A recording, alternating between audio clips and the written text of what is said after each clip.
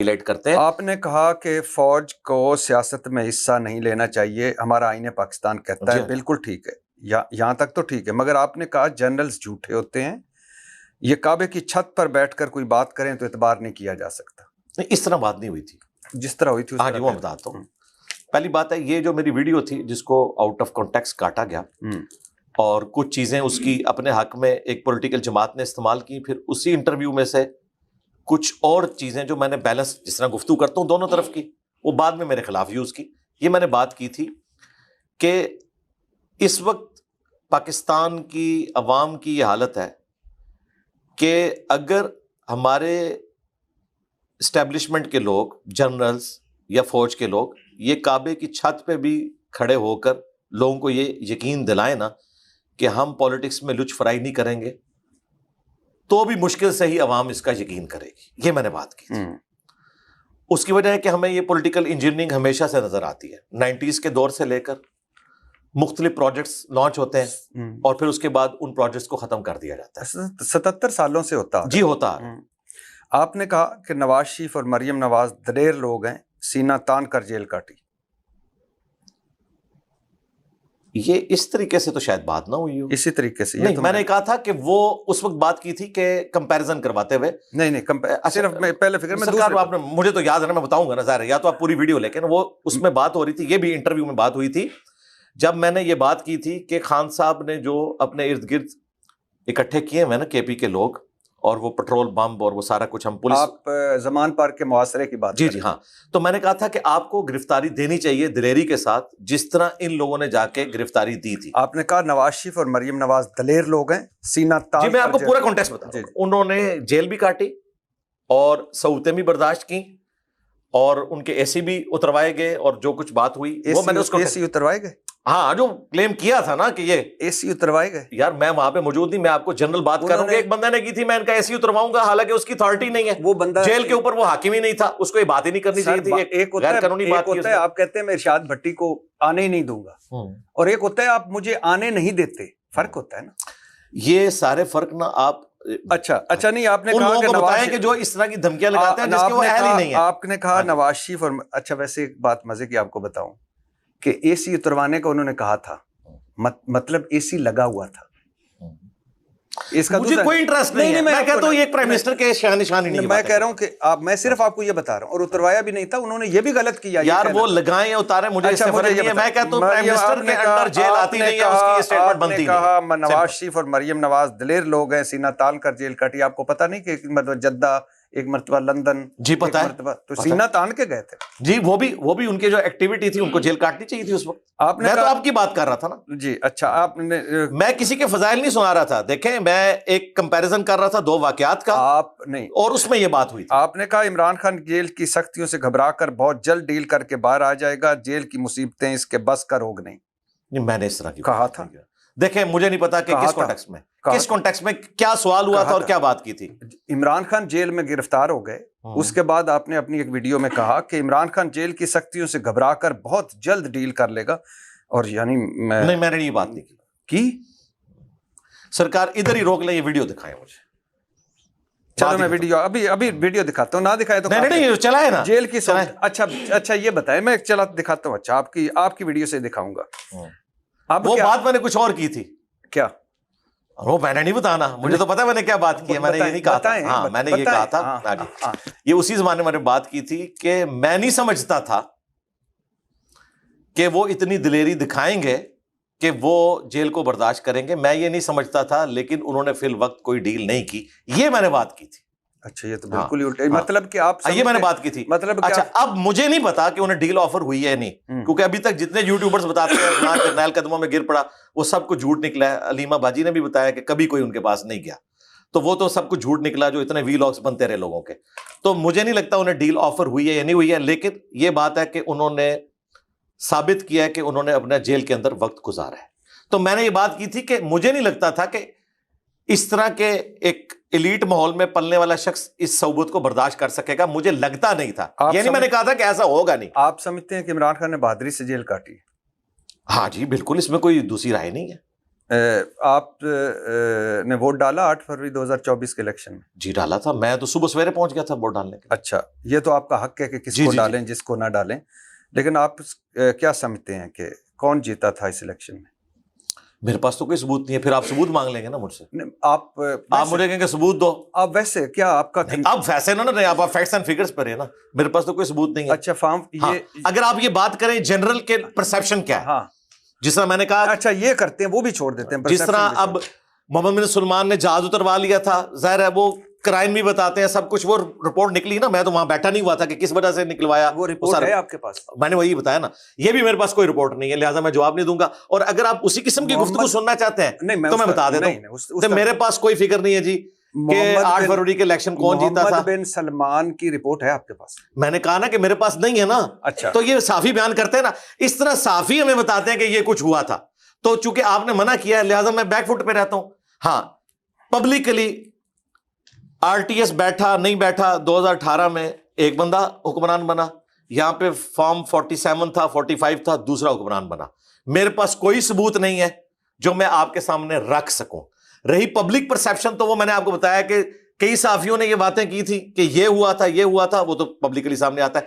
Facts and figure میرے پاس نہیں ہے، لہذا چونکہ آپ کا معیار فیکٹس اینڈ فگرز کا ہے تو ہاں اس لیے میرے پاس کوئی ثبوت نہیں۔ اچھا، آپ دوسروں پر بہت سخت تنقید کرتے ہیں، جو کہتے ہیں میں آپ کا حق ہے، فراڈ ہے، یہ ہے وہ ہے، لیکن جب تحریک انصاف والوں نے آپ پر تنقید کی تو آپ نے ایسی ایسی ان کو سنائی، یوتھیا تو فلاں تو فلاں تو فلاں۔ ہاں جنرل بات نہ کریں اس طرح، ہاں اسی پہ جب آپ کی جو 2-3 بیانات آئے پولیٹیکل پہ آئے تو آپ نے بڑا اس کے نہیں، اس پہ نہیں، انہوں نے کہا تھا یہ مولوی بک گیا ہے، اور ایک یوٹیوبر عادل راجہ اس نے کہا تھا انجینئر صاحب کو ایجنسیوں نے بلا کر دھمکی لگائی ہے اور ایک بڑا عہدہ آفر کیا ہے، یہاں پہ بھی لوگوں نے ٹویٹس کر دی، تو میں نے کہا تھا بالکل جھوٹ بول رہے ہیں، آج تک مجھے انہوں نے اس معاملے میں نہ تو بلایا، نہ وہ اس طریقے سے مجھے کہہ سکتے ہیں، نہ میں کسی کے کہنے کا پابند ہوں، یہ بالکل جھوٹا الزام ہے، اور چند مہینوں میں آپ کو پتہ چل جائے گا، اگر تو میں نے عہدہ قبول کر لیا تو وہ بات ہوگی، اور وہ کوئی نہیں نکلی، جنہوں نے عہدے قبول کیے ہیں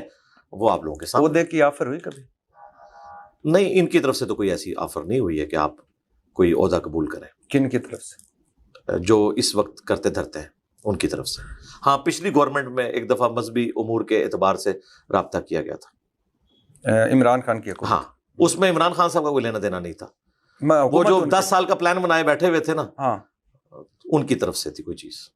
کون 10 سال کا پلان بناتے ہیں؟ جو ابھی اندر ہیں اور بھگت رہے ہیں۔ کون ابھی اندر ہے؟ اسٹیبلشمنٹ کا بندہ۔ کون سا بندہ؟ ان کی ایجنسی کا ہیڈ۔ کون سی ایجنسی کا ہیڈ؟ سب سے بڑی نمبر 1۔ اس بندے کا نام؟ فیض حمید۔ تو اتنا مجھے لمبا چوڑا گھما سیدھا آپ کا تو کام سیدھا لائیں اس پہ۔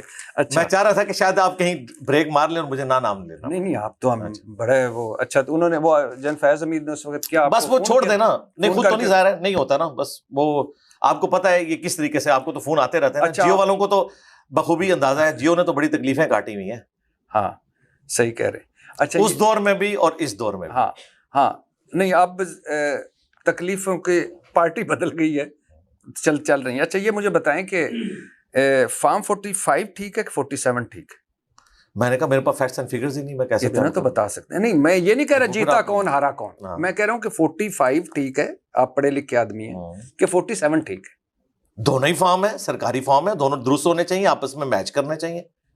اچھا آپ بھی ٹھیک ہیں، اور جو کہہ رہے ہیں کہ قبروں کو زیارت گاہ بنانا ہے وہ بھی ٹھیک ہے؟ نہیں، دونوں فارم سرکاری ہیں نا، تو 47 جو ہے وہ 45 کی بنیاد پہ تیار کیا جاتا ہے نا۔ اچھا کوئی سرکاری مولوی اور ٹھیک ہے جو بھی کہے؟ اوہو میں نے آپ کو بتایا نا، پھر آپ مجھ سے کہیں گے آر ٹی ایس کے اوپر بات کریں گے تو میں ادھر بھی کوئی ثبوت نہیں رکھتا۔ آر ٹی ایس کیوں نہیں ذہن سے نکل رہی؟ اور میں اس لیے بتا رہا ہوں کہ یہ کمپیریزن بنتا ہے نا دونوں کا۔ اچھا مجھے کوئی انٹرسٹ نہیں، واللہ میں آپ کو بتاؤں، میں اس وقت بھی نظریاتی تھا، میں 2013 کے الیکشن میں کمپین کرنے والا تھا پی ٹی آئی کی، جب یہ 2014 میں کنٹینر پہ چڑھ گئے نا بیج والوں کی وجہ سے، تو میں اس وقت سمجھ گیا کہ اگلا انہوں نے اس کو تیار کیا ہے۔ میں اتنا نظریاتی ہوں ڈیموکریسی میں کہ 2014 میں نے اپنے محبوب لیڈر کو چھوڑ دیا کنٹینر کی وجہ سے کہ تم ان کا اعلی کار بن گئے ہو، اور تو مجھے اس لیے آج کل تو بہت خوش ہوں گے آپ جمہوریت پہ؟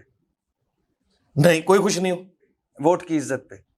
نہیں کوئی خوش نہیں ہوں۔ پارلیمنٹ کے تقدس پہ؟ نہیں میں کوئی خوش نہیں ہوں۔ میں سمجھتا ہوں کہ اس وقت جو آواز اٹھا رہے ہیں نا یہ لوگ پائنیئر ہیں اس کے.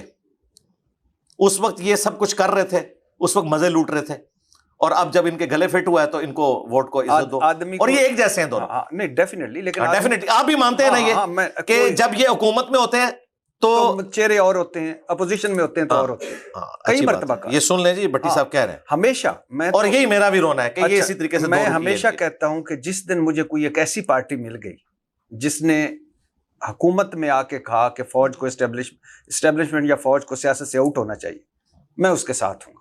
یہ اس وقت ساتھ ہوتے ہیں جب اپوزیشن میں آتے ہیں تو خلاف ہو جاتے ہیں اسی طریقے سے. لیکن اچھا یہی رونا ہے جی ہمارا. اچھا, آپ پی ٹی آئی کے لیے آپ نے اس دن بڑا دور سے بھانپ لیا آپ نے کہ وہ ان کا, تو اب یعنی مطلب کسی کے بھی آپ کوئی پسند نہیں ہے, سارے ہی ایسے ہی ہیں. اس کی وجہ یہ کہ اب بھی جو نظریاتی بنے ہیں نا, وہ کہتے ہیں ان کو ہٹائے ہمیں لے کے آئیں, تو انہی سے ہی مانگ رہے ہیں. ہم کہتے ہیں ان سے نہ مانگیں, پلیز ان کے ساتھ نہ مانگیں. تھوڑا سا ان پہ زور لگاتے ہیں, وہ سختی کرتے ہیں, پھر کہتے ہیں ہم آپ سے صلح کریں گے. تو نہ کریں, اپنے اس مشن کو آگے لے کے چلیں. کون سا مشن؟ جو آپ سمجھتے ہیں ووٹ کو عزت دو. جو جنہوں نے دینی تھی دے دی. وہ تو جو دینے والے تھے ان سب نے مل کے اس وقت جو ہے وہ ایک آرمی چیف کو ایکسٹینشن دے دی تھی, سب نے مل کے دی تھی. تو وہ نعرہ تو اسی دن ختم ہو گیا. وہ اب پریکٹیکلی بیانیہ دوسری پارٹی کے پاس آ گیا, لیکن وہ مکمل طور پہ وہ بھی نہیں ہے. وہ بھی صرف یہ کہتے ہیں کہ ہمیں آپ حکومت میں لے کے ان کو ہٹائیں. ہماری جو اس وقت موجودہ قیادت ہے یہ ملک کو ان بحرانوں سے نکال پائے گی انشاءاللہ. سائنس تو پازیٹیو نظر آ رہے ہیں, امید ہے انشاءاللہ تعالی. کیا مثلا پازیٹیو نظر؟ کنٹینیوٹی ہونی چاہیے. کس حوالے سے کنٹینیوٹی ہونی چاہیے کہ 5 سال گورنمنٹ پوری کرے. میرے خیال میں خان صاحب کو بھی نہیں ہٹانا چاہیے تھا, ان کے بھی 5 سال پورے کرنے چاہیے تھے. انہوں نے اپنے وزن کے اوپر خود گر جانا تھا اگر ان کی پالیسیز عوام ایکسیپٹ نہ کرتی. یہ بھی اپنے وزن کے اوپر گر جائیں گے انشاءاللہ خود. آپ کی 2 مقبول ترین ویڈیوز ہیں, ایک 8 ملین کی ہے اور دوسری 6 ملین کی ہے, اور دونوں سیکس پر ہیں.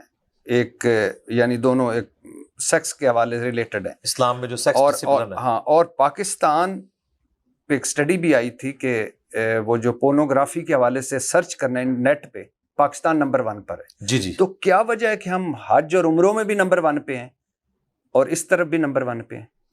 چلیں, وہ جو نمبر 1 ہے اس اعتبار سے وہ تو بڑی خطرناک بات ہے. اس میں بھی فیصل آباد کا پہلا نمبر تھا پاکستان میں. ہاں, اور یہ پورنوگرافی کی جی اسی طریقے سے. باقی اس ٹاپک کے اوپر اگر کوئی انٹرسٹ ہے تو میری تو خواہش ہے کہ انہوں نے ہماری وہ ویڈیو اگر دیکھی ہے تو انشاءاللہ تعالی سیکس ڈسپلن بھی ان کو اسلام کا سمجھ آ جائے گا. یہ ایک ہی ویڈیو ہے جو میں نے ریکارڈ کروائی تھی اس حوالے سے تاکہ نوجوان نسل کو ایجوکیٹ کیا جائے, اور اس میں بھی میں نے بڑے کوڈ ورڈز کے ساتھ طریقے سے گفتگو کی تھی جو معاشرے کے اندر برائیاں پائی جاتی ہیں ان کو ہائی لائٹ کیا تھا. آپ کی بات درست ہے کہ لوگوں نے تو شاید کسی اور امید سے اس کو کلک کیا ہوگا کہ شاید ہمیں اس میں کچھ اس طرح کی انفارمیشن ملے گی جو یوٹیوب کے اوپر اپلوڈ کرتے ہی ڈیلیٹ ہو جاتی ہے یوٹیوب کی پالیسیز کی وجہ سے. اس اعتبار سے یوٹیوب بہت زبردست اپنی پالیسیز کو لے کے چل رہی ہے. تو ایسی بات نہیں تھی, یہ حقیقت بات ہے. سوشل میڈیا کا سب سے بڑا جو فتنہ ہے وہ بے حیائی کا ہی فتنہ ہے, اس میں کوئی شک نہیں ہے. اور یہ اتنی بڑی آزمائش ہے کہ اگر اس کو آپ ڈائریکشن نہیں دیں گے اور کنٹرول نہیں کریں گے تو یہ تو گھر گھر اور گلی گلی اور بیٹھک بیٹھک تک فتنہ پہنچ جائے گا. فتنے سے یاد آیا, فتنۃ الخارج, اس کے خلاف ایک جنگ ہے ہماری ریاست لڑ رہی, بلکہ میں تو سمجھتا ہوں کہ میں بھی اس کے ساتھ ہوں. یعنی میں اپنے طور پہ اپنی رائے دے رہا ہوں کہ جو دہشت گردی کے خلاف جنگ ہے اور اس میں اپنی فوج اپنے سویلین اداروں کے ساتھ کھڑا ہوں اور لڑنی چاہیے. آپ کا اس پہ کیا؟ جی میں ساتھ ہوں, لیکن میں اپنے ریاستی اداروں سے یہ گلہ کروں گا کہ یہ آپ کی غلط پالیسیز کی وجہ سے ہمیں دن دیکھنے پڑ رہے ہیں. جب ایک پرائم منسٹر آپ کو سمجھاتا تھا آپ نے ڈان لیگ بنا کے اسے فارغ کر دیا, بعد میں FATF کی وجہ سے وہ ملک کی پالیسی بن گئی اور آپ کو بعد میں سمجھ آیا کہ بھئی یہ کیا ہو گیا. آپ جن جہادی تنظیموں کو ایسٹ کہتے تھے, آج انہی جہادی تنظیموں کے لوگ نان اسٹیٹ ایکٹر بن کے دوسری تنظیموں میں جا کے ہمارے فوجیوں کو شہید کر رہے ہیں. تو یہ تو اس کا ایک تلخ پہلو ہے جو ہمارے ex prime minister Imran Khan صاحب نے جگہ جگہ ان غلطیوں کا اعتراف کیا جو ہماری اسٹیبلشمنٹ سے ہوئی. اور ظاہر ہے پولیٹیکل لیڈرز کو ہی اسٹیبلشمنٹ کی غلطیوں کا بوجھ اٹھانا چاہیے اس اعتبار سے کہ ان کا فیس سامنے ہوگا تو معافی مانگنا دنیا سے آسان ہوگی. اور پرائم منسٹرز کا کام ہے کہ وہ اسٹیبلشمنٹ کی غلطیوں کو اس طریقے سے آن کرتے ہوئے آگے چلے. اور یہ میں سمجھتا ہوں کہ اس دور میں جو FATF والا سلسلہ اور پھر ضرب عضب رد الفساد پچھلے پرائم منسٹر بھی اور موجودہ پرائم منسٹر نے بھی اس کو لے کے چلے. فتنہ ریاست کے خلاف واقعی یہ ہے کیونکہ انہوں نے آرمڈ کنفلکٹ کیا ہوا ہے, اور یہ حکومت کے خلاف نہیں. جب عمران خان صاحب کی گورنمنٹ تھی اس وقت بھی یہ ہمارے فوجیوں کو مار رہے تھے, آج بھی مار رہے ہیں.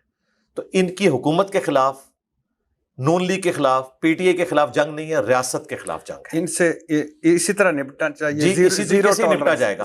جی زیرو ٹالرنس. سیدنا علی رضی اللہ تعالیٰ عنہ نے بھی ایز اے لاسٹ ریزارٹ خوارج کے اوپر تلوار سونتی ہے, اور یہ قرآن میں ہے سورۃ الحجرات میں کہ اگر مسلمانوں کا کوئی گروہ باغی ہو جائے تو ان کے اوپر تلوار اٹھاؤ, ان سے قتال کرو یہاں تک کہ توبہ پر آمادہ ہو. ہم انہیں کافر نہیں سمجھتے جو یہ خارجی ہیں, مسلمان ہیں لیکن ایکسٹریمسٹ ہیں, اور مسلمانوں پر بھی تلوار اٹھائی جائے گی. حضرت علی نے جو تینوں جنگیں لڑی ہیں, جنگ جمل, صفین, نہروان, وہ اسی بنیاد پہ لڑی ہیں قرآن کے اس حکم کے تحت. آپ اچھا, اس سے پہلے کہ میں ڈیجیٹل دہشت گردی کا آپ کو پوچھوں, آپ نے وہ جو حضرت علی کا ذکر کیا اور خارجیوں کا ذکر کیا, تو آپ نے یہ کہا ہے کہ حضرت علی نے جن خارجیوں کے ساتھ جنگ کی بعد میں ان کا جنازہ بھی پڑھایا. ہاں, وہ اس لیے میں نے یہ بات کی تھی کہ حضرت علی جو ہے خوارج کو کافر نہیں سمجھتے تھے. صحیح بخاری میں موجود ہے, سعد ابن ابی وقاص رضی اللہ تعالیٰ عنہ فاتح ایران ہے, ان سے خوارج کے بارے میں پوچھا گیا تو انہوں نے کہا وہ فاسق ہے, یعنی گناہ کبیرہ کے مرتکب ہے. حضرت علی رضی اللہ تعالیٰ عنہ سے پوچھا گیا, مصنف ابن ابی شیبہ میں موجود ہے, کہ یہ کافر ہے؟ انہوں نے کہا کافر تو نہیں, یہ تو کفر سے اتنی نفرت کرتے ہیں کہ مجھے کافر سمجھ کے مجھے چھوڑ گئے. کتنا پازیٹیو ذہن ہے سیدنا علی کا. پوچھا گیا منافق؟ ان کا منافق نہیں, یہ تو اتنی لمبی نمازیں پڑھتے ہیں, منافق تو قرآن میں ہے, اللہ کا ذکر بہت تھوڑا کرتا ہے, نہ کافر ہے نہ منافق. تو پھر کیا ہے؟ کہا یہ ایک گروہ ہے جنہوں نے ہمارے خلاف بغاوت کی ہے, یعنی ہمارے بھائی ہیں, بگوڑے ہو گئے. ٹی ٹی پی ہو یا ہمارے بلوچستان کے لبریشن والے لوگ ہوں, یہ ہمارے بھائی ہیں, بگوڑے ہو چکے ہیں. تو اس کانٹیکسٹ میں نے بات کی تھی کہ یہ کافر نہیں ہے, منافق بھی نہیں ہے. تو تیسری کیٹیگری اسلام کی روح سے مسلم آتی ہے, وہ پولیٹیکلی باغی بھی ہو سکتا ہے, تو مسلم کا جنازہ پڑھا جائے گا. ہمارے پاس کوئی ثبوت نہیں ہے کہ کوئی مسلمان ہے اور اس کا جنازہ نہ پڑھا جائے. ہاں, کیٹاسٹرافک کنڈیشن میں ہو سکتا ہے. اس کانٹیکسٹ میں نے تاریخ کے حوالے سے یہ بات کی تھی کہ خوارج اگرچہ حضرت علی کے مخالفین تھے لیکن ان کا وظیفہ بھی لگایا ہوا تھا حضرت علی نے. جب انہوں نے مسلمانوں کو قتل کیا تو ان کے اوپر تلوار اٹھائی اور انہیں مسلمان کے طور پر ٹریٹ کیا, اس لیے ان کے جنازے بھی پڑھائے گئے. نبی صلی اللہ علیہ وسلم نے خارجیوں کے بارے میں کیا کہا تھا؟ نبی صلی اللہ علیہ وآلہ وسلم نے فرمایا کہ وہ دین سے ایسے نکل جائیں گے جس طرح تیر شکار سے نکل جاتا ہے. یہاں دین سے مراد دین اسلام سے نکلنا نہیں ہے, امت کی مین سٹریم سے وہ ٹوٹ جائیں گے. ہے وہ مسلمان تھے. سنن الکبریٰ البیہقی میں آتا ہے کہ عبداللہ ابن عمر خوارج کے پیچھے نماز بھی پڑھتے تھے اور کہتے تھے کہ جب تک یہ حی علی الصلاح حی علی الفلاح کہیں گے ہم ان کے پیچھے نمازیں بھی پڑھیں گے, ان کے سلام کا جواب بھی دیں گے, لیکن جب یہ ہمیں کہیں گے ہم مسلمانوں کو قتل کریں پھر ہم ان کا ساتھ نہیں دیں گے. تو آپ کے کہنے کا مقصد ہے کہ آج جو ریاست کے خلاف ہیں وہ ہیں تو مسلمان, لیکن چونکہ انہوں نے ریاست کے خلاف ہیں, بندے مار رہے ہیں, لہٰذا ان پر تلوار اٹھانی چاہیے, ان کا زیرو ٹالرنس سے. جی, سورۃ الحجرات میں ہے کہ ان کے ساتھ قتال کرو یہاں تک کہ توبہ پر آمادہ ہو. یہ ڈیجیٹل لیکن یہ یاد رکھیے گا, یہ آرمڈ کنفلکٹ کرنے والوں کے لیے, پولیٹیکل جماعت کے ساتھ آپ نے اس طرح ڈیل نہیں کرنا. ہاں, وہ آرمڈ کنفلکٹ نہیں کر رہے, ان کے اوپر آپ نے تلوار نہیں اٹھانی. جی, یہ ڈیجیٹل دہشت گردی کے حوالے سے کیا کہیں؟ ڈیجیٹل دہشت گردی اگر تو اس طرح کی ہے کہ پاکستان کی فوج کا ادارے کے طور پر مذاق اڑایا جائے, اور فوجیوں کی لاشیں اگر خچر پہ جا رہی ہیں ان کا مذاق اڑایا جائے, کوئی ہیلی کاپٹر میں شہید ہو گیا ہے تو اس کا مذاق اڑایا جائے, تو اس قسم کی چیزوں کو تو میں ڈیجیٹل دہشت گردی سمجھتا ہوں. کیونکہ فوج جو ہے وہ کسی جرنیل کی نہیں ہے, وہ پاکستان کی فوج ہے. آپ کو جرنیل سے اختلاف ہو سکتا ہے, کسی کور کمانڈر سے اختلاف ہو سکتا ہے, لیکن ادارے کے طور پر فوج سے کوئی اختلاف نہیں. ظاہر ہے ہمارے لیے وہ جانے قربان کر رہے ہیں. تو اس کانٹیکسٹ میں جو فوج کے خلاف اس طرح کی کمپین چلائی جاتی ہے, اس حوالے سے جو یہ ٹرم ڈیوائز کی گئی ڈیجیٹل دہشت گردی, میں بالکل اس کے ساتھ ہوں. کیونکہ سوشل میڈیا کے دور میں سب سے خطرناک دہشت گردی یہی ہے. اور اس وقت جو یہ ٹرم جن لوگوں کو بری لگ رہی ہے, انہوں نے 5th جنریشن وار کے نام پہ اسی چیز کو دوسرا نام دیا ہوا تھا. جی, ٹھیک ہے نا. اور اب یہ ڈیجیٹل دہشت گردی آ گیا واقعی. لیکن اس میں غلوف نہیں ہونا چاہیے کہ کسی پولیٹیکل جماعت کو اس طریقے سے دہشت گرد ڈکلیئر کر دیا جائے اور ان کے ساتھ اس طریقے سے ٹریٹ کیا جائے جو ہم ٹی ٹی پی کے ساتھ یا بلوچستان کی لبریشن جو بنی ہوئی ہیں. آسان لفظوں میں آپ کہہ رہے ہیں کہ اگر پاکستان تحریک انصاف کو آپ دہشت گرد جماعت نہیں کہہ سکتے, یا ان کو فتنہ نہیں کہہ سکتے, یا ان کو یہ سیاسی گندیں ختم کر دو, ظاہر ہے اگر دہشت گرد ہے تو پھر پابندی لگائے نا. ہاں, تو اگر پولیٹیکل جماعت کے طور پہ, میں تو اس سے اگلی بات کرتا ہوں, ٹی ایل پی جن کے موٹیویٹڈ لوگوں نے کم از کم 5 دفعہ مجھ پر مرڈر اٹیمپٹ کی ہے, ان کو بھی میں سمجھتا ہوں پولیٹیکل جماعت ہے. اگر کوئی انڈیویجول اس طریقہ سے موٹیویٹڈ ہے اور کوئی حرکت کرتا ہے تو اس کا ذاتی عمل ہے. جب آپ کسی جماعت کو پولیٹیکل جماعت ڈکلیئر کرتے ہیں نا, اور اس کے اوپر آپ نے پابندی نہیں لگائی ہوئی کہ وہ الیکشن میں حصہ نہیں لے گی, تو آپ ان کو ٹریٹ بھی پھر اسی طریقے سے کریں, آئین کے دائرے کے 7 مرتبہ قاتلانہ حملے ہوئے جی. 5 دفعہ تو یعنی سمجھیں کہ یہ معاملات ایگزیکیوٹ ہو گئے, 2 دفعہ جو ہے وہ پکڑے گئے, اور ہر مرتبہ ہی بچ گیا. جی الحمدللہ, اللہ کی مدد ہے. مبارک ہو. ویسے